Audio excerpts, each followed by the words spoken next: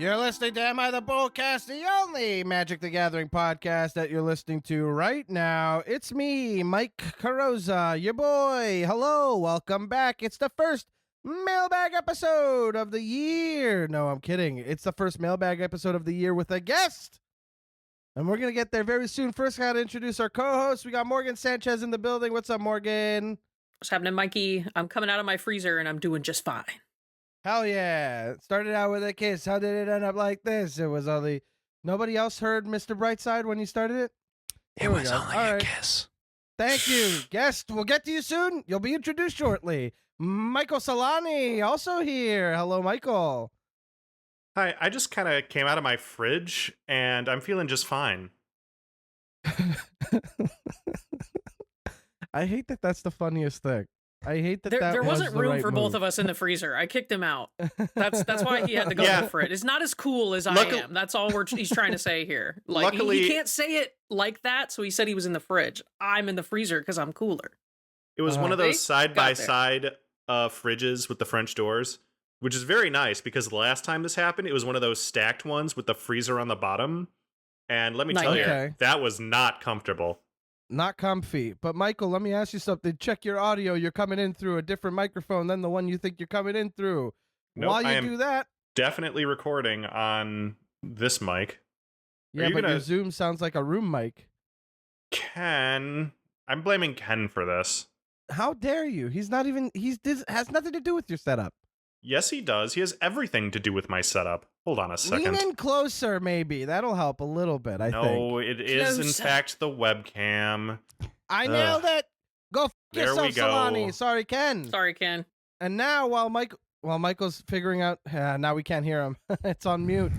While Michael figures himself out, we're going to introduce our guest for today's episode. Or rather, I'm going to let him introduce herself. Guest, tell everybody who you are and what they know you from. Hello, everybody. My name is Tyler Savesya Bucks. I am the host of the Magic YouTube channel, The Pillow Fort, where I cover all budget stuff and do sketch comedy. I'm also a writer for EDHREC. I'm not Mr. Brightside.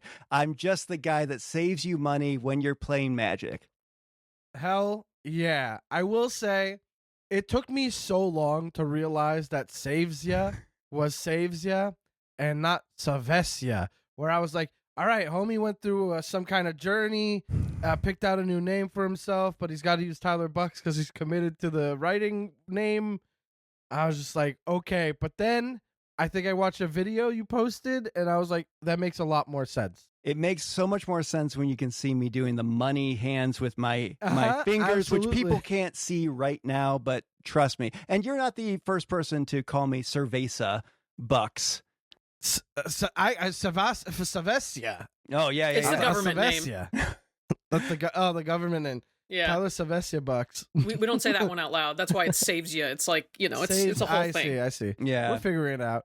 Well, Tyler, you are also a writer for EDHREC, and you do save people bucks because, tell you what, you're the budget guy over on EDHREC. You're out here sniping for that good stuff before it spikes. I tell you what, some of the stuff you pick out ends up going up because there's such good includes and they're so obscure they become a little popular, which is pretty fun. That's my favorite thing to do. I've been doing it since I had budget problems myself, and hey, I still do sometimes. Check out my YouTube ads, please. But those are skills I learned out of necessity, and I love passing them along because finding interesting niche budget cards is a real passion of mine. Okay? It's a lot of fun. It's not just my middle name, Savesya. It's just a passion of mine. You know what I also love too, Tyler, that you do that I am personally super interested in is the best like commons and uncommons articles, because your girl is opening packs and I don't know what to do with half of the crap that's in there. And I'm just like, I need Tyler to tell me like which ones to put aside and like just keep in a little pile for a little something, It has right? been helpful. Those are my favorite articles. Yes, bulk up the best commons and uncommons from every set. I've been doing it since Foundations. Thank you for EDHREC giving me that platform to do it. And yeah, it's helped me in order to go through my own bulk and be like, hey, actually, some of these commons are really good and uncommons. Oh, yeah. But also, it makes it really interesting during pre-release because when I play people and they play a mythic or a rare, I go, what does that do? Because I've looked at 0 mythics and rares of new sets. I just look at the commons and uncommons. Someone plays a random 3-mana draw 2. I'm like, oh, I know what that is. Spoken like a limited player, I'll tell you what. I only look at the commons and uncommons. I learn about the rares when it's time. Come on. That's not. I've been known to play limited, but that's not where it's at. Don't we need to get to sponsors? Yeah, speaking of saving bucks, it's time for a sponsor segment. Our first sponsor, as always, is cardsphere.com. Cardsphere, get your cards here. Use the referral link in the description to join the website. Start trading away your cards. Things that you want are available online to trade for. Your cards are your wallet, but also your wallet's your wallet. You know what I mean? You could buy cards for people. You could trade cards to people. You can send cards, receive cards, however you want to do it. You can get product. I mean, Morgan's holding up a Lorwyn. It's blurred. A blurred Lorwyn It's Eclipse copyrighted. bundle. We can't show the image Morgan, even to each other privately. You're getting copyright struck. Morgan, we only Excuse get me. 3 of those before the YouTube video our YouTube channel gets thrown out. Yeah. They charge us $25,000, the FTC. You know how we love to include a video with the YouTube version of this. But that you Morgan, could see the Lorwyn that's blurred out. You can't do it. Morgan, it's been a minute since we've had an update on your Odyssey block project. Has there been any movement on that, featuring the help of the gang from Cardsphere? I have some bad news when it comes to that because of late. I have a thing. I say bad news as somebody who is very particular, right? This is not bad news in terms of the logistics of everything, but I have had some stuff sent to me that I have had to send back because it has foil cut lines, which is like a no-no for my collection. I'm very particular. Also, it says that in the little blurb before you send the card that I would appreciate no foil cut lines. Please don't send the card, even if it's otherwise near mint.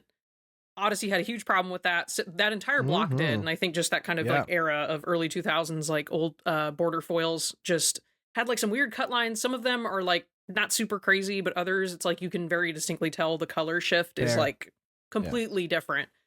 Don't like them. They are considered a fun little misprint. Unfortunately, there are people that exist that do like them. Give them to them. Not unfortunately. Versus Fortunately, me. give it to them. That's versus right. You. Unfortunately, I've been. It's pretty easy to communicate with folks on Cardsphere and get sorted out and make sure that you're no harm, no foul. Everybody gets what they absolutely. need. It's always really easy. People don't read the card. You can't expect them to read the send blurb. So go figure. Yeah, reading the card means read the blurb. Anyway, cardsphere.com. Join a community. Get your cards here. Use the referral link in the description. Also sponsoring us this episode is boneboxgames.com. Bonebox Games. They make great deck boxes. You can get yourself a discount code Bolcast. Put that in as you're checking out and get yourself a little something off the price. And with that, we're done with sponsor talk, baby. It's time to chat with our guest, and then we're going to dive into a little mailbag. We don't got a box for that. It's a bag. We could get a box. It's all aesthetics, right? So now we're going to get into talking to our guest, Tyler Savesya Bucks. Writer for EDHREC, known for the Can I ask you a question, on YouTube. Tyler? Yes, of course. Are you afraid of going to a bar and seeing Big Game Hunter or Big Buck Deer Hunter? What is that game called, Morgan? Is it because your last name is Bucks, right? So you have to assume. Because I think that you're more likely to know the answer to that question than Mike Carrozza. I'm going to be honest, of the 4 of us, you do seem more like you've hunted. Yes. I have not. For what it's worth, it's like a fun little card I can play that like I have the vibe, but I've never done it. You're a hipster. Well, very true. Yeah. Anytime I go out, I have to wear orange just to show people that I'm indeed not a deer. I'm a human, and I have to remind that to people all the time. Even people have known me for years. I'm glad that you understand that because 3-3 elk sure doesn't. I am multiple deer, male deer, actually. It's a weird life that I've had to live. But hence the government name and the I've known gender identities, trust me. Right. Thus pointing people in the direction that the last name means money, not deer, but still I see like laser sights on my chest every once in a while. I dive under cars. It's a whole thing. Thank you for bringing it up, though. Yes, it happens. It's those WotC hunters. They've set the Pinkertons after you. Yeah, that's Pinkerton with the snipe, I don't believe it. A laser sight, I don't believe it. They're up close and personal, those ones. Anyway, the laser dot is pink colored. Yeah, pink colored as it would be, as opposed to just pink. It's pink colored. No, it isn't exactly. It's not pink. It's because it's pink colored. Pinkish. You said it. Pinkish. There we go. So now let's let Tyler talk. Tyler, how about you tell us a bit about what kind of commander you like to play? Because obviously you're you writer on EDHREC.com, and I'd like to ask you if you maybe got a story where you might have been the Bolas, or you have a magic pet peeve that we can chat about before we dive into this mailbag. So 3 questions. I'll tackle them one by one. So Nice. The type of commanders and commander I like to play.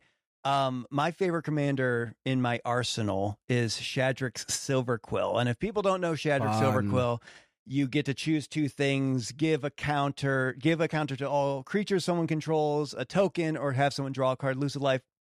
And that is my favorite type of commander, being interactive. I hate seeing people mana screwed, all that type of stuff, but I like being in control of it. You know, I host the Pillow Fort on YouTube, and pillow forting in Magic is a whole thing. I like to be in control of it. I don't like to just give cards out to people willy-nilly. Right. I give them, you know, reasons to attack people or whatever.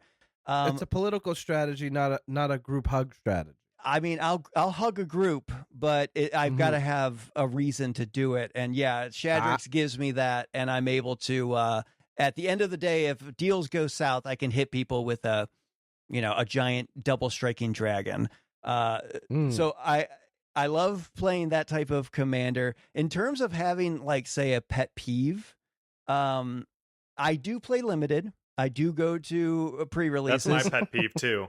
Going to limited, I know. Especially limited is just, yeah. And I mean, I am right there with you until I started doing it and realized I really did enjoy it. But they're like drugs.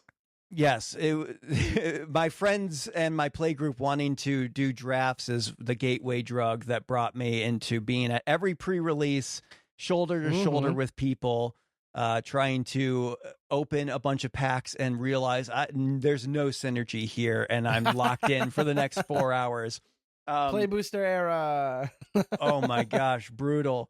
No, you just play the weird list cards.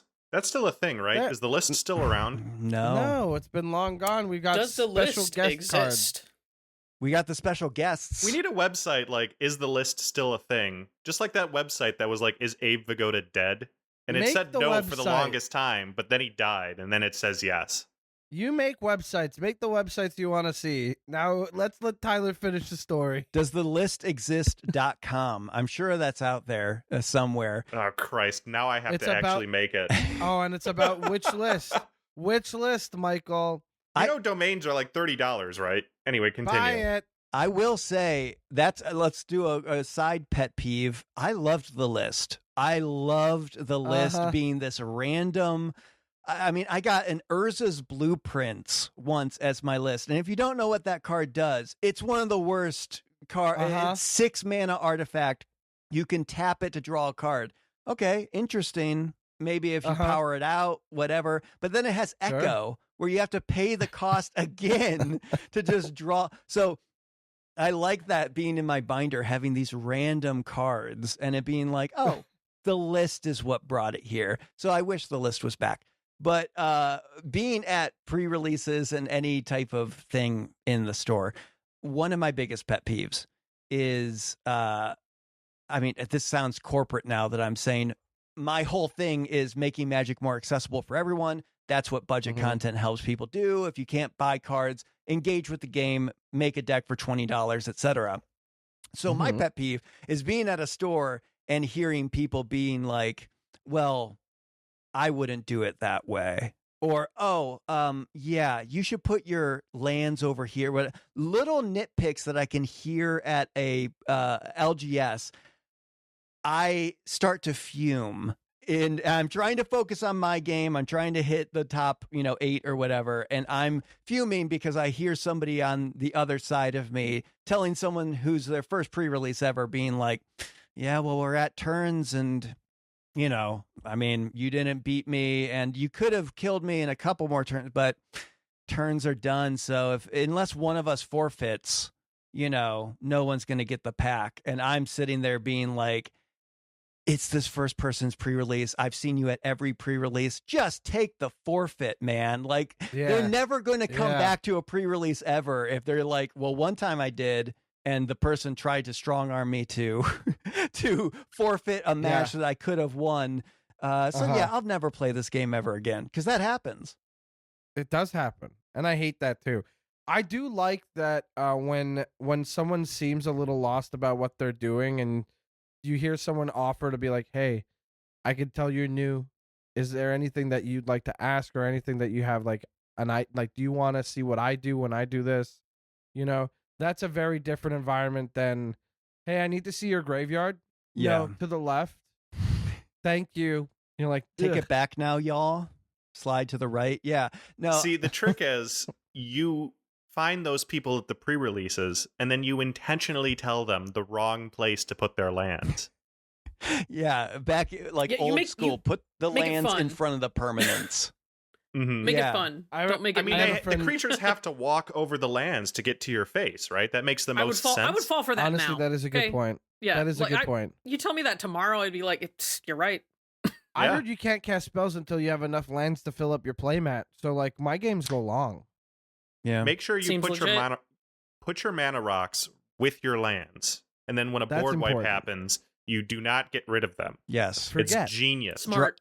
Dryad armor in Dryad arbor. Dryad arbor. Armor. Dryad arbor. Thank you. In the lands. I said that so perfectly. But yeah, you nailed it the first time. The thing I ask often is just, and it doesn't come across, hopefully. I mean, maybe someone's listening and they're like, you asked me this and it did come across weird. But I just ask, how long have you been playing Magic? Because usually that doesn't assume, hey, I can tell you're new, or, well, here's what I would. It's just, how long have you been playing Magic? And usually for these new sets that are bringing people in, they'll be like, I've, 20, 23 or whatever. And then every once in a while you get someone 23 years. Yeah, and every once in a while you get someone and you still put your lands in the front. Those are the people that put their lands in the front. Are the people who played in 2002. Yeah, exactly. Yeah. Or even 93. Oh my god. I'll tell you. I heard 23 years ago and I instinctively thought 93. No. Oh my god, as somebody who was born in 93, I am 23 years old. So, I mean, you are correct. Happy birthday, Morgan. I'm also born in 93, and it's very interesting. You are also 23 years old. Yes, exactly. So it was interesting. 23-year-old. A few years ago when they did the whole Magic 30, and I'm like, guys, I'm 23. And that's not enough time. Yeah. Every birthday you add another buck to your last name. Yes, exactly. Oh man, where were we? We were talking about limited and the pet peeves they're in. Mm-hmm. There's a lot of them, and I could keep going, but I mean, let's get another one. Get a quick one in. Yeah. Why not? No, yeah. About EDH. Give us one that's EDH centered. EDH centered is so I played it in LGS last year, and it was I mean, if you think writing about Magic, making videos about Magic, all that stuff is very glamorous, what it actually is you write and talk about playing Magic more than you actually play Magic. So I finally, and then someone says you're wrong. Mm-hmm. Yeah, and I finally went to an LGS by me and played Open Play Commander, and nice. I played a 4-hour game.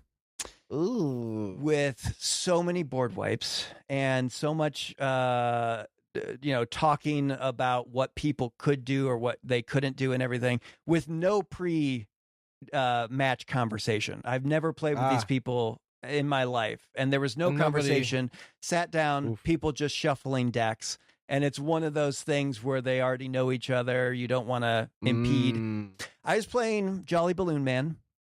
I love that deck. It's very fun. I just make little dinky things, and I make a lot of them. And great commander. I don't play Village Bellringer or other ways to go infinite. And it was hour 3.5 into this game where one of the people that I was playing with said to another one of the people, when they removed Balloon Man, I think for the 5th time in this game, I was like, I got an engine and it's just this, and I've had to recast my commander basically every turn. And they were like, all right, well, here's why I did that, because he's going to go infinite and play this and play that and do that. And I'm like, no. I don't have any infinites in this. And if we had talked about this before we started this 4-hour game, you would know that this is like bracket 2. I took apart Winota to make this deck, and it's just fun. Enter the battlefield abilities. I'm going to dink people in the air for 1 with a balloon and then do some big attacks. But when people have that assumption, they see a commander and go, well, the worst possible thing is going to be the truth here. So I'm just going to kill this person mercilessly. And it's like, just have that 5-minute conversation beforehand. And it would have saved, like I said, this 4 hours. I was like, I'm going to go. I'll play several games and feel re-energized about Magic again. And then I went home. You are a brave man, Tyler. Let me just say, Morgan, you looked so peeved the entire story. I think because I'm just picturing myself in your shoes, and I'm like, he just went in there these people didn't say a word to one another, and I've just been like that is very brave, my man. That'd be a tough one for me. For one, because I can't stop yapping. But for 2, I'm like, the second everything starts happening, all these boards, like, I'm out. For those reasons, I'm out. I need a card. I would confuse everybody and eat a card. I think I would need hour 2. I'm like, what are we doing? I'm hungry. Would you take the farewell and just do that Monster House gif where he just runs up and just eats it and runs away? Yeah. I don't know what that gif is. What is? Oh, I'm sure you've seen it. I mean, I would do that based on that description. I would do the same thing. Yeah. Sure. It's farewell. How much could it cost? $5? Tell us, Tyler. 9. Again, I don't know much about rares and mythics, so that's not me. You only play the commons. Bless. Good man of the people. I think it's time to get into the mailbag here, which is going to involve some bracket talk, which ties in perfectly. Because we mentioned the brackets. There's a bracket system. You can check it out on Wizards' website. It's made by them. They're in charge of it. It's good. And it's good. Utilize it's good. It gets the conversation started. That's the whole friggin' point. So do it. Have the chat. Be honest. Be open. Be real. Let's do it. So we have a mailbag to dive into right now, and we're going to get into it. It's a bag. And diving into a mailbox would be really bad. It would be, but it's a bag. And we're in the bag right now. Here it comes. Hey there. Hi. Starting off strong. So I'm the host of a play group with a clear intention of playing within the guidelines of Bracket 3, mainly to avoid too much salt and uneven matches between Bracket 3 decks and Bracket 4 decks. I have 5 Bracket 3 decks and 1 Bracket 4 deck, and the power level between the 3s and the 4 are abundantly clear via gameplay. A player in our group is consistently salty over a few of my Bracket 3 decks. While there are indeed highly optimized Bracket 3s, they are still 3s and wouldn't shake a stick at my Bracket 4 deck, or anyone's Bracket 4 deck for that matter. I don't play my Bracket 4 deck in this group unless everyone wants to play at that level, so that deck is not the problem in question. The problem is that this said salty player is consistently telling me that my strong Bracket 3s are in fact Bracket 4s.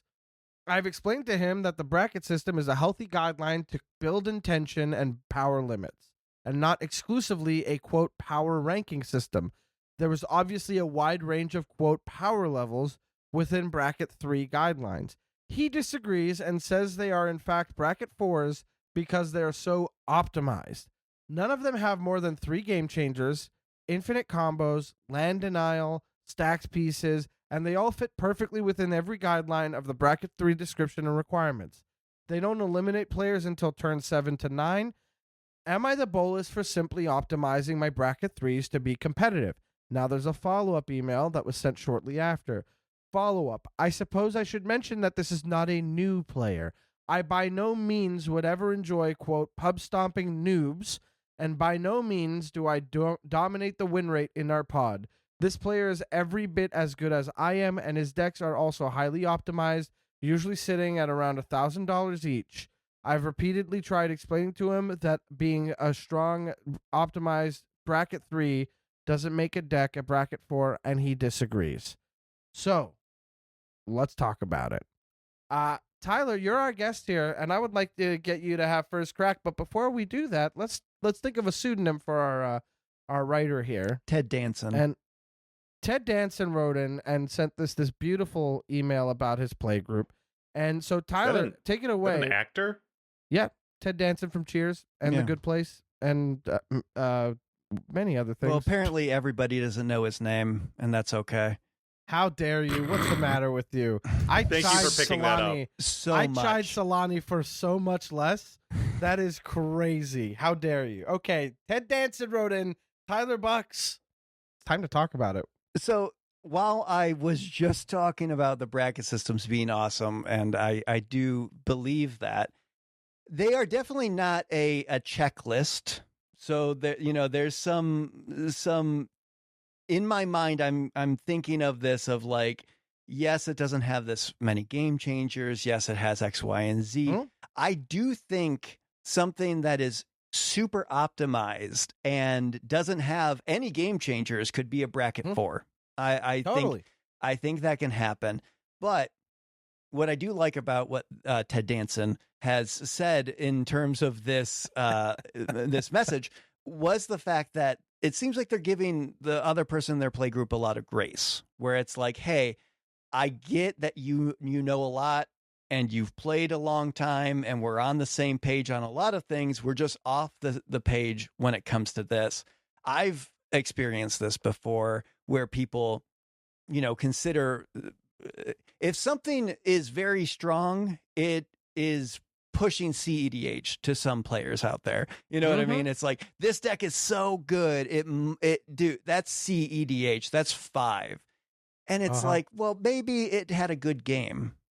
And that happens sometimes. 3s have great games where they feel like a 4, but that doesn't mean that they are CEDH. I think the biggest thing going for Ted Danson here is obviously the Silver Fox looking amazing still to this day. But how dare you? At the same time, saying when the decks win the game between turn 7 and 8, that's a huge benchmark for these things. Like I said, a bracket 3 could power out a win, do everything correctly, and take it from there. But if it's a consistent 7 or 8, you can put together a win and somebody can stop that win, and it's actually the game ends by 9 or 10 or so. Like, that's a really good gauge that I think 4s can push the win rate a lot sooner there. So I don't know if they're necessarily the Bolas, but when you start throwing out what turn your deck can win, I don't know, Ted. I might be on your side here. Okay. I love that you brought up that metric, because to me, I think that part stood out as well. Before I get into that, I want to ask Celani, Morgan, do either of you want to jump in right now? That sounds like what a do Celani. I think about Ted Danson? No, that's not what I'm asking you. That's not what I'm asking you. I do agree that he is a Silver place. Fox. Any mailbag with Ted Danson, and it has to be the good place, right? Oh, God. Amen. I do think that there's, to some extent, this feels a little ridiculous to me, right? They're like, oh, this is a bracket 3. This is a bracket 4. This is a bracket 3. This is a bracket 4. It's like, you play with each other a lot. And Wabbit season. Yeah. You should be able to tell roughly how strong this deck is relative to each other. Like, who cares if it's bracket 3 or bracket 4? It's bracket 3 in your playgroup, or bracket 4 in your playgroup. I don't know. Maybe you put a power level within the brackets. Maybe 10 points, and then it could be like a 7. I don't know. Just do what you want. Huge point that you make here, Michael. You touch on something I very much want to talk about. Keep going. Well, now that you've said that, I want you to talk about it. Well, thank you. I will. The idea, to me, when it comes to the bracket system, it's like largely for getting a conversation started with people you're not used to talking to. It's to kind of set yourself up for a game where you're playing against people you don't really know yet. If you're going up against decks that you know regularly and you play against regularly, and then you could rank those, I think you have a better grasp on whether or not necessarily bracket 3 is the important metric, but rather where it lands in the playgroup. Now, of course, what I love about what Ted Danson said is that he said, it wins between turns 7 and 9, and I think that's important, like, good to know. However, I will say that, like, when it comes to bracket 3, personally, even though the metric is clearly labeled on the bracket system that this is what the time is, I think throwing it up to 10, 12 is also reasonable. And so somebody expecting that when they hear bracket 3 would be surprised to see a game end so much sooner, so I think that's also part of it. But ultimately, it does sound like Tyler said, there's a bit too much of a checklist going on. There's a lot of the checklist happening, none of the temperature taking. So the bracket system is a baseline conversation starter. And then it's not law. In your play group, when you're hanging out with each other all the time and playing the same friggin' decks, at some point, one deck, at the very least, will be identified as a bit of a boogeyman, and that automatically in the group throws it at bracket 5, basically. A deck that nobody wants to see hit the table or has to bring out their best decks to compete against. Yeah, you're the new benchmark. Like, it feels like an important distinction to have is, like, I completely don't see the bracket system as something that we need to be using within a play group once things have already been established, as much as when we're getting introduced. A new deck coming to the table, absolutely discuss where the brackets land, but also use some relative language. You know what I mean? Like, Ted Danson mentions he has several bracket 3 decks. Some are stronger than others. Ted's running 5 bracket 3 decks. It says some of the strongest ones, sometimes can play like 4. But, like, that's okay. Maybe 5 numbers is too few on the bracket scale situation. Huh? Who knew? Maybe we need the 7. I digress. My point is the checklist element is really the hard and fast rule of what he is trying to implement with the hosting of the playgroup. I just don't think that that's what you should be basing everything on, because we're also neglecting the pilot. That's something that the bracket system doesn't get into, is that, like, nobody wants to show up to a game and say, yes, this is a bracket 2 deck, but also I'm pretty good, so I'm calling it bracket 3. You know what I mean? So if you're in a play group, you know each other a lot better. You could what? Would it be hilarious if that happened, though? Like, you go up to a guy and you're like, listen, this deck, bracket 1 at construction. But when I play it, bracket 4, man. I'll tell you what, though. I'm just so good to the max. It's not that crazy, I have optimized my brain. I build almost exclusively, technically, bracket 2. If we're going by everything in this list, my lists are bracket 2. Do I ever announce them as such? No. I always talk about playing bracket 3, maybe just a little high bracket 3 sometimes, because I know what I'm doing and I build with synergy. You know what I mean? Mikey, that sounds so self-aggrandizing. I just can't believe that you're so not humble. I don't need to be. I've been playing this game since I was a kid. I know too much about it. I spend too much time thinking about it to not know a little bit more than some of the people I'm playing against, which is, it'll when you play happen. for 23 years. Yes, only 23 years. My point is, like, yes, I'll show up to a table. I'm saying this is bracket 3, but yeah, it's got no game changers, no infinites, no any of these things that would make it a bracket 3. It makes it a bracket 2, but I build it with some synergy and I put some reps in with it and I know what I'm doing. I think that it definitely gets in there with my play group at the very least, right? And something they've talked about before, they being the Wizards or the committee. Yeah, the commander committee, is the fact that brackets usually can play with each other. A 3 can play with a 4, a 4 sometimes can play with CEDH, so on and so forth. They can have cross play. That's where I think when we get into something where Ted Danson's play group plays all the time, those variables might start to crumble away a little bit, where it's like, I'm playing a 4 with 3s, and I think it's a 3, but we've played this similar matchup every week now, and it's really showing that my 4 is outpacing these 3s, and I think it's a 3. I don't know. There's a lot of stuff going on. Morgan, what do you think when it comes to this whole situation with Ted Danson, and also you already said Silver Fox, so you don't have to confirm that. I get where you're coming from. You don't have to say it again, but if you do feel like I'll confirm it just so that the confirmation is out there in the world and our listeners don't think I'm doing anything shady. But I think generally what's happening here is, just to play off of what everybody else already said, is that it's really easy for and better for people to kind of say like, oh, I want to put you in this bucket because everything else is like new and scary, and I don't want to associate you with that. I want to associate you with this because of the games we've had, and I don't like this deck. This deck is scary.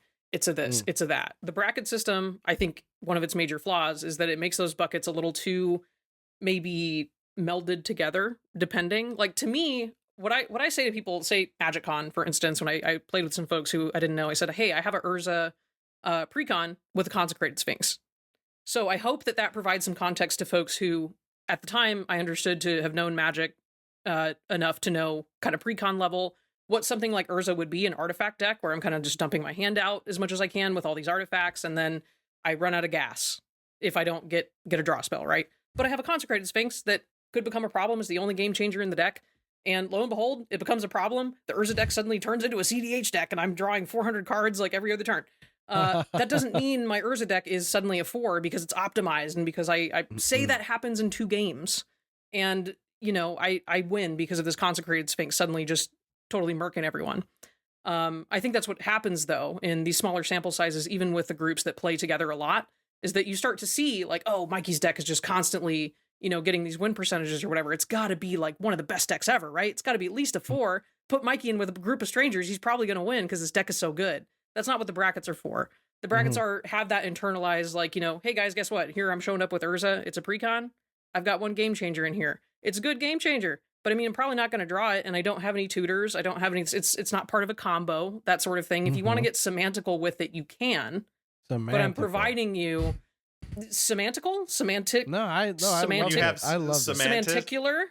No, I don't know what the word is a good one. I heard you say semantical, and I thought, hell yeah, that's a fun word. Yeah, it's like romance for semantics. Semantical is very fun. It might have a red squiggly under it, but it's fun. Yeah, I like semantical. It's a bracket 4 word, guaranteed. I don't think anybody here can argue against that. That's a great brand. Someone should make semantical.com, and I don't have to do it because I just said it.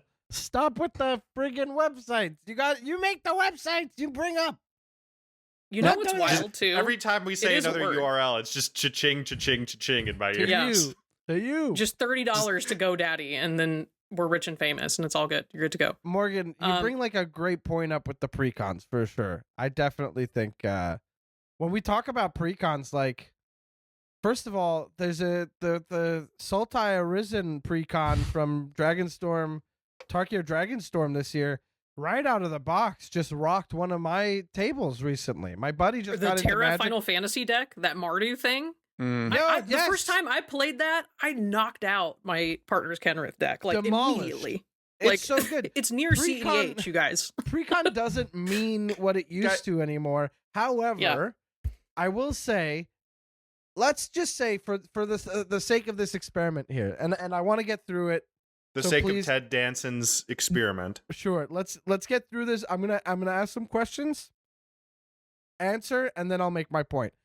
Can we agree that if Dockside Extortionist were legal in Commander again, that it would be on the Game Changer list? Morgan, yes or no? Yeah. Tyler, yes or no? Yeah. Michael Celani, yes or no? Well, it really depends on the context. I swear to God, you fucking asshole. Yeah. Sorry, Ken. Bleep my both man. Of them. Make it sound like I called him something worse. Anyway, Dockside Extortionist was printed in a precon. A precon that if it were available for purchase today and Dockside were on the Game Changer list and it were just coming out, would be officially have to be considered a bracket 3 deck. I know the Mystic Intellect deck because I bought that precon a long time ago when it came out in 19, I want to say, and I tried upgrading it, and eventually it became my Brash Taunters deck. But out of the box, I was excited to play it, and I cannot think of a bigger piece of shit deck than that fucking deck. Sorry, Ken, double time. That deck would be considered a bracket 3 deck because of one Game Changer. Dockside Extortionist. So, my question is... Wait, do you mean piece of shit like Like bad? Sorry, Bad, Ken? like not good. Sorry, Ken, also, yes. Not piece of shit like gremlin energy trolling your opponents. No, piece no, of no, shit. Sorry, Ken. No. I mean that as in like one of the worst decks you could pick up as a precon and try to play because it does not work well. It was the least fun I've had playing a precon, and I tried a couple times because I really liked the deck. There were a lot of pieces that I liked in it, and it never came together. It never played well, and a lot of people cite it as one of the worst of that year and years to come. All that said, Dockside came from that deck. It would be considered a bracket 3 deck just because of the singular game changer. Are we certain that game changers are necessarily the best way to have this discussion, to really have a bracket connected to game changers? Not really, but that is what we're doing now, and it's part of starting a discussion. And that is the point of the brackets. I definitely don't think game changers are the benchmark for these things. For sure. And I can say that from an experience I had with a video. So my channel that I started, the Pillow Fort, again, it feels like too pluggy, but thepillowfort.com. Hey, I might need to get that. We're up to 90, guys. But I started that a decade ago with one of my friends in my play group still. And I did a Nekuzar the Mind Razor deck tech on there. Nice. And for the 10th anniversary of that video, I did a video of the deck that I made when I got back into Magic in 2019. I reassembled around that commander. So many cards are different from it and everything. But in that video, I classified it as a bracket 4 optimized Nekuzar. There are 4 game changers. It's bracket 4 on that level. But also, something that Ted Danson didn't mention, and I don't know if we mentioned too much right now, is the fact that sometimes some commanders and some play styles are just kind of pushed. Yes. And Nekuzar is one of those commanders for me, unless it is just, hey, everybody draws a bunch of cards, we lose some life. It's kind of, like I was talking about with Shadrix, it's a little group huggy, everybody's doing stuff. There's that aspect, but also I know that I have Winds of Change, and I have, a Windfall, and I have other ways, Jace's Archivist, other ways to make people discard their hand. And at the end of the day, if that's a little bit, say it's bracket 3 and it's an optimized bracket 3, what it's optimized in doing is stripping people from what cards they have in their hands and dealing a bunch of damage to them and making this game a lot faster than you might not have thought it would be. And I saw that in real time with the deck when I was playing a 5-player game in my play group. All of us know each other very well. I played Nekuzar, and I became the arch enemy by like turn 3. And closed out a 5-player game by like turn 7 or 8 by just doing that thing. And I know what that feeling felt like when I had people draw a bunch of cards. I forget what it's a Dimir card from Notion Thief? from Ravnica, where you had Cipher, and you cipher it onto a creature, and when you hit somebody, Whispering Madness. Yes. And I was able to clock this instance when I cast it first. Everybody discarded, draw their cards, and one person in my play group said, "Oh, this is a pretty good hand." And me having to be honest and go, don't get too attached to it, because I'm ciphering it onto this Locust God Locust, and we're going to do it again. And that play style is not necessarily when people sit down and play bracket 3 and want to do tuned and everything, and it goes awesome. Discard that hand. And also next turn, discard it 2 more times, and you know what, you're going to die before you even know what your next turn's going to look like. Sometimes that type of play style does lend itself towards a more bracket 4 level, right? Because it ends up being like a resource denial strategy in that way too, which is not necessarily what land protection ends up being like when it's like no mass land destruction, but like resource denial in this way definitely lends itself to like a bracket 4 conversation. Just resource chaos. You know what I mean? Yeah, it's chaos is a big one. When you have a deck that there's like pinpoint times when you can interact, that's when it starts pushing into high bracket 3, bracket 4 is when I know, all right, I need to hold up a swords, or I need to hold up an offer you can't refuse. And my bracket 2 and 3 don't necessarily just sit there and go, well, I always need to hold up interaction. If your deck consistently pushes wins that people need to hold up interaction, maybe it is a little bit stronger than you think. There you go. Ted Danson. Thank you. Take it thank sleazy. you, Tyler. And also thank you to Ted Danson for writing in. We should have said that to begin with. What an honor. It is an honor. Incredible, honestly. Heartthrob of the 80s, I want to say, and beyond. Heartthrob of the now. No, come on. I'm saying the when 80s, he got his 23 years his ago. biggest break was, I don't know. Look, the 80s was 30 years ago. So funny. That's the 30-year anniversary date. Okay, yeah. I'm learning. And the 90s were 23 years ago. We're figuring it out. Yeah. Back in the 90s, I was on a very famous TV show. And I forget what I was going to say about that, but Morgan got it, and that's it. That's all I needed. Let's go around the bend. Morgan, would you like to tell me, whisper it into my microphone ear, what your verdict is for Ted Danson? Is Ted Danson the Bolas or not? Now, Bolas is a little harsh here, I'll say, but I think they're bringing up their salty friend. Way to poison the polling, Mike. No. Right. I think this is because it's Ted Danson asking the question, but this is more about the friend being upset about it, right? This is the friend bringing it into, like, it's a bit of both. So I think we should make sure that we discuss both attitudes here. Yeah. So my overall vote, not the Bolas. We all have the salty friend. You have my empathy there. You're also Ted Danson, so I mean, like, the points are just accruing and like the positive. Talk about bias. This is really hard for me to be like, you're the Bolas. If we do want to be Bolas's advocate, though, if we do want to share some blame on the communication, let's do that. Let's provide some context. Let's do the right thing. Let's talk about our deck's power level together. But otherwise, you're not the Bolas, Ted Danson. You could never be.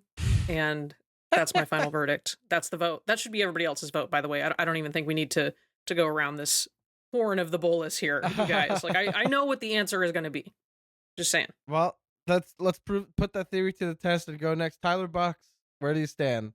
I don't think either are the Bolas, if I can say. I'm going to say the friend is Norm. If you haven't seen Cheers, this is all going to be over your head. But because sometimes some of us are more in tune with the Magic community and know and listen to the podcast and watch Gavin's explanation of the brackets and all that, like, and other people just get the cliff notes. There's some miscommunication going on, and it's a little bit of a gray area, kind of like Ted's hair. And I think you mean silver. Sorry.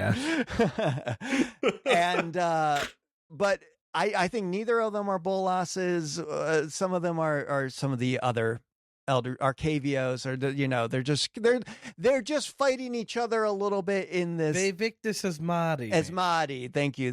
Yeah, Arcavios. Arcavios. That's where Strixhaven is. Oh my gosh, you get what I'm saying. Arcades is the one you were reaching. That's what it is. Yeah. Nobody for Chromium. Nobody is Team Chromium.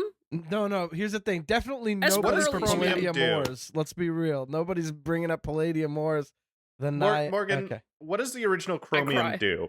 Okay, don't do this. If you're such a Chromium fan, you should know. Don't do this. Chromium is a Esper. A 7/7 Esper flying rampager.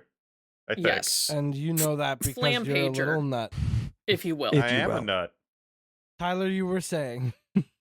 No, I mean that's basically all I was saying there. No, but that's Celani's a nut. That's all we have to end with. Yeah. Let's go Arcavios for. Do I even get a vote? Arcavios for a second, where we have, the Lorehold dragon and the Quandrix dragon. I think they're just a little bit at odds with their terminology, and sometimes. You have someone's looking at a 6, another person's looking at a 9, and you just need to get on the right side of the thing together. That's my 2 cents. Anyway, over to you, Michael. Celani, you're up. What about you? Look, sorry, it's okay. I was just a little bit baffled by that metaphor, but then I understood it after thinking about it. There you go. That's all I'm going for. Just listen and think. People, come on. That's my 2026 mantra. Listen, don't go that far. Look at you. Don't make it impossible. Order. Listen and think. Look at you with the tall order for everybody listening. Listen, I've been trying to get people to care about context for how long have we been doing this podcast? I'm not 23 telling years. You. For 23 years since I was I've been born. trying to. And no one cares about the context. I think Ted Danson is kind of Bolasy, because I think Ted Danson should know that if someone says your deck feels like a 4, you don't throw that away by saying it's a 3. Like by the technical rules, it's technically a 3, sure, but you're technically stomping their face in. And I know that you're not pub stomping noobs because you specifically said it in the message, but if your deck feels like a 4, then it is a 4. If it walks like Ted Danson and it talks like Ted Danson, you're on primetime TV. It's probably as dreamy as Ted Danson. I'll say this: I have a Tesa Opulent Oligarch deck that's 100% as 2 as you can be, bracket 2 for sure. But you're playing it, so it's actually a 5. That's right. That's what I'm saying. Literally, Olivia Gobert Hicks has ported the list over to her decks and plays it on her channel, Commander at Home and Elder Dragon Hijinks. She's played a couple games. Go take a look at that deck list and tell me if that's a 2. That thing can zoom. All right? I know what it does. I know, and I would never, if somebody said, feels like a bracket 3 to me, I'd never be like, well, actually, it's a bracket 2. No, 100%. It's a 3. It's a 3 right now. It's running the fucking table. Sorry, Ken. What do you think? Mike, give me your best. Actually. No. So we're just gonna do it. Do it. No. I'm in the middle of something. I'm doing a podcast. Okay, but the point is, I'm with Celani. There's a smidge of Bolas. There's a very dismissive element here from Ted Danson that I don't quite agree with. Someone is coming at you saying, hey, I think your decks are a little too powerful to be considered bracket 3. And frankly, leaning on the technicality of it all, to me, seems a little suspicious.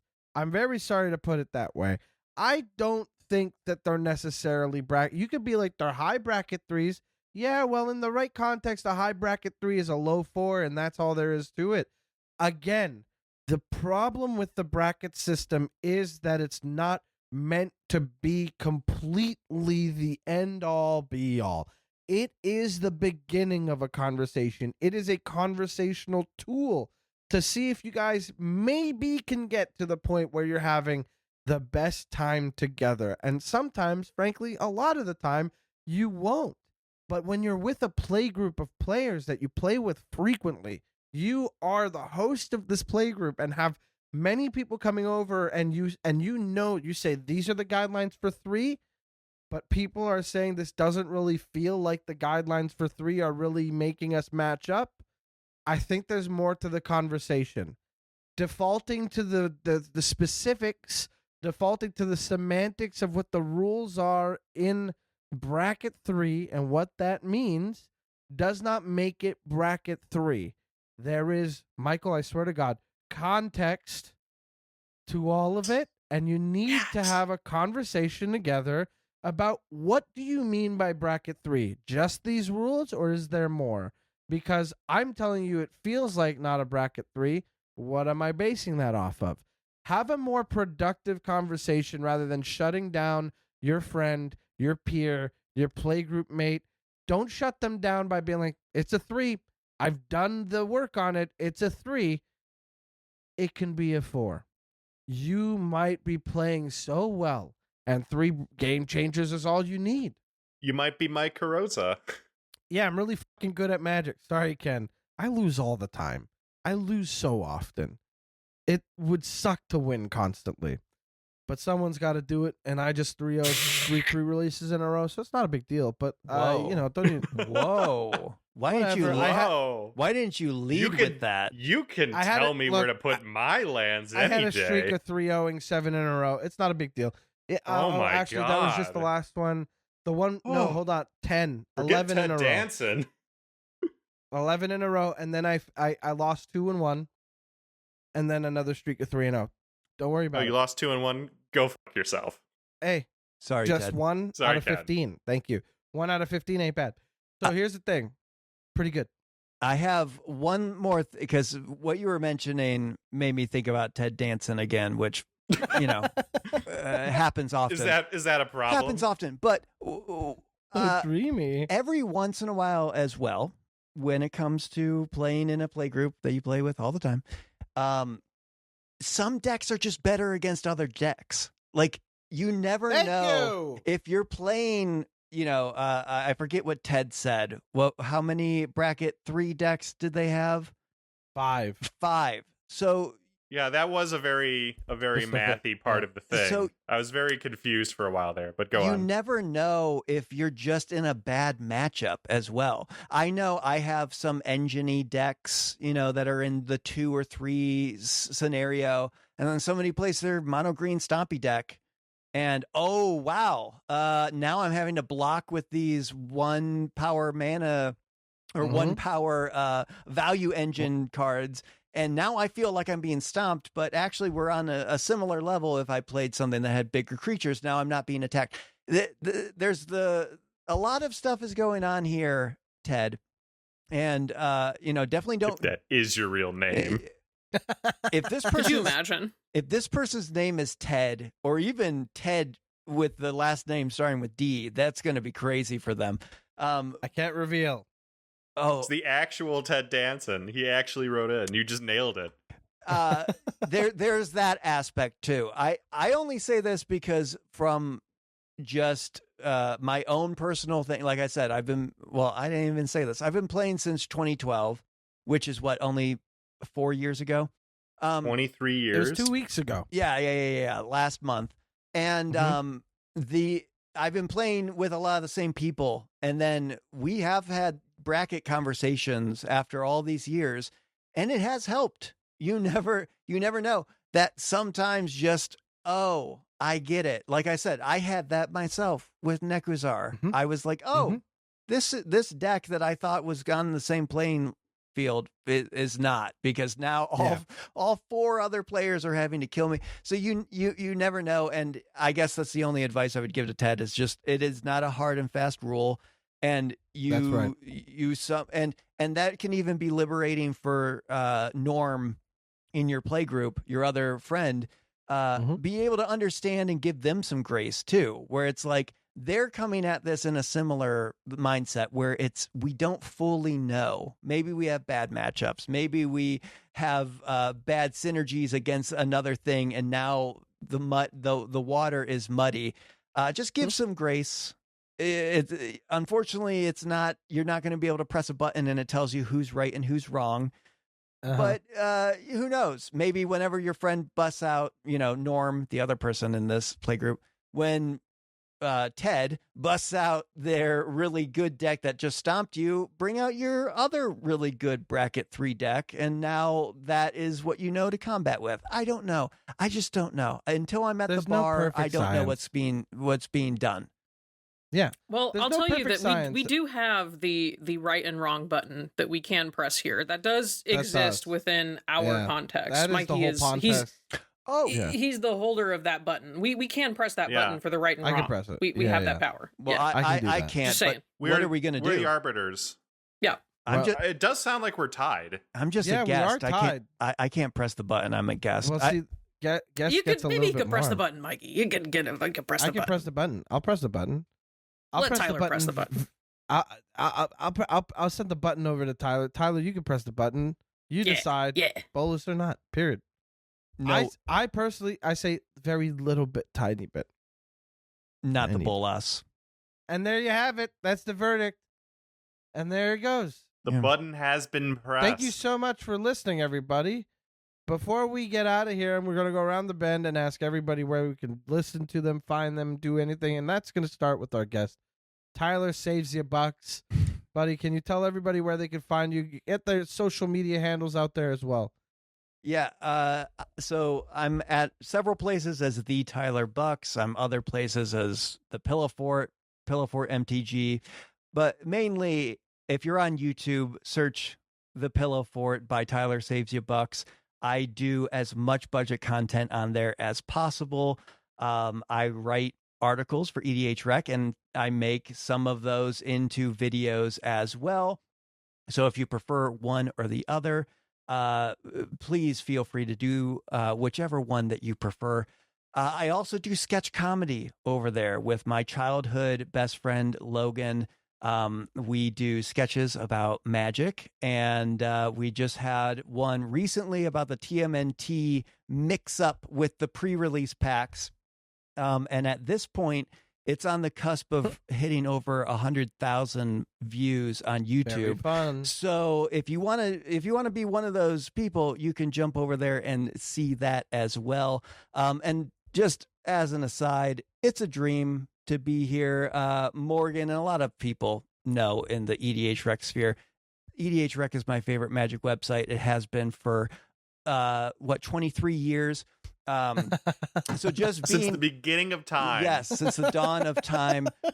So just being able to talk about Magic with even more people is such a delight. So if you want to come talk Magic with me on my channel, feel free to do that. You can even become the lord of the tiny chair of tiny victories. People can't see the visual of this, but I have a he is literally holding cute. up a tiny chair. I can see it, and I want to sit in there. Yes, and if you want to sit on this tiny throne, you just leave great comments or do something nice in the community, and you can be put on the tiny chair of tiny victories until someone dethrones you as well. And that's all I want to bring to Magic, is just that fun and whimsy again. Anyway, that's I can dig it. You better have a Marchesa deck. You do realize you need one, right? Logan has one, who you can see on that sketch comedy video as well. So make sure to follow Tyler on all socials and go check out sketch comedy videos, budget content videos, Magic videos over at the Pillow Fort. Follow Tyler on all platforms, but most importantly on EDHREC, where you can check out his articles by Tyler Savesya Bucks. I'm going to throw it to Morgan. Morgan, what would you like people to check out? I am forever lurking and passing on bad/hot takes on Blue Sky as Indigo Gentleman, and I just want to shout out Tyler and the rest of our writers for EDHREC for making some really cool stuff. We're always making content, so keep doing that, y'all, and check out their stuff. Read the articles, read some words, and watch some cool videos from some cool people, from some real people, not some nice AI machine people. Comments. And say some nice stuff in the comments, and keep kicking ass, you guys. I love you and appreciate you. Hell yeah. Celani, where can people find you? What do you want them checking out? Hi, my name is Ted Danson. You can catch me on Cheers, 8 p.m. 7 Central. I'm just kidding. My name is Michael. Wait, you can check me. No, I'm actually Ted Danson. Twist. It was me the whole time. M. Night Shyamalan. I voted myself to be the Bolas. We've got my website, gamesfreaksa.info, where you can check out everything I do. That's the letters essay, not the word. And you can also check out my YouTube channel there, which has stuff. I gotta update it eventually. Again, it's been a while. Post some new videos. Recently, they're fun. I spent a month working on recommander.cards, Recommander. So go ahead and check that out. Good website. It's better Recs than EDHREC. Morgan, am I allowed to say that? What the hell, man? Ken, cut if that it's out. true, say it. Like I will tell you that we don't mind a little friendly competition. If we get usurped, it's our fault, I think, is our kind of mantra. They're actually for different purposes. EDHREC is really good at telling you how to get started with the deck. This is more the final last steps part of it. It's better at. But check it out, and check out my stuff at gamesfreaksa.info. Passing it back to you, Mike. Before we get to me, I will say Celani's videos of the decks he made are very funny. They're smooth as butter, and he's one of the most creative deck builders I know. And so if you haven't watched any of these videos, you should absolutely do it. There's one where you've got like 8 commanders or 7 different commanders. I think it's 8.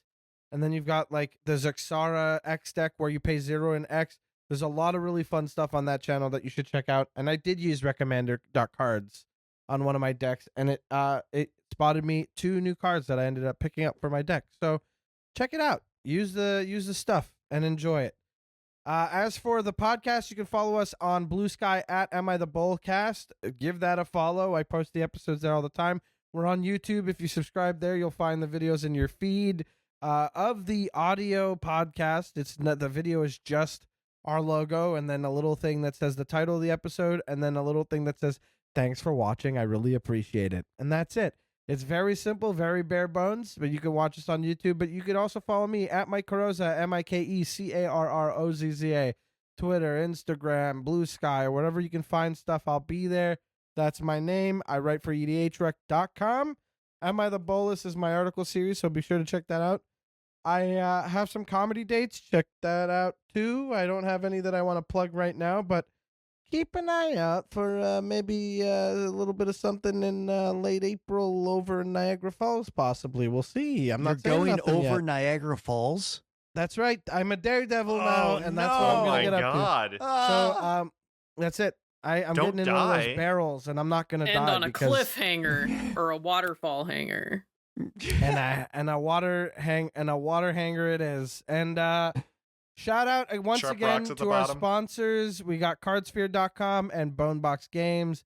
And also shout out to Angelo and his play group, especially to Brandon, who sent us the bowl ring and tokens of Brandon from Hot Pepsi Armageddon, our live episode at Commander that's Field. true. And I got it right over here. I've got an Armageddon here that says drink Pepsi, take nap. And it's very honestly what I expected from Brandon, which is just Sharpie on an Armageddon printing. And it just says drink Pepsi, destroy all lands, take nap. And frankly, I've been challenged to put this in a deck of mine, and I will be finding the spot for it. And in true Brandon fashion, I will not have a plan in place for after I play Armageddon, because that is the point for him, and I honor our listeners. So that'll do it. I'll be the Bolas at some point, but for now, it's time to scoot the day. We're getting out of here. Bye-bye. Goodbye. See you around.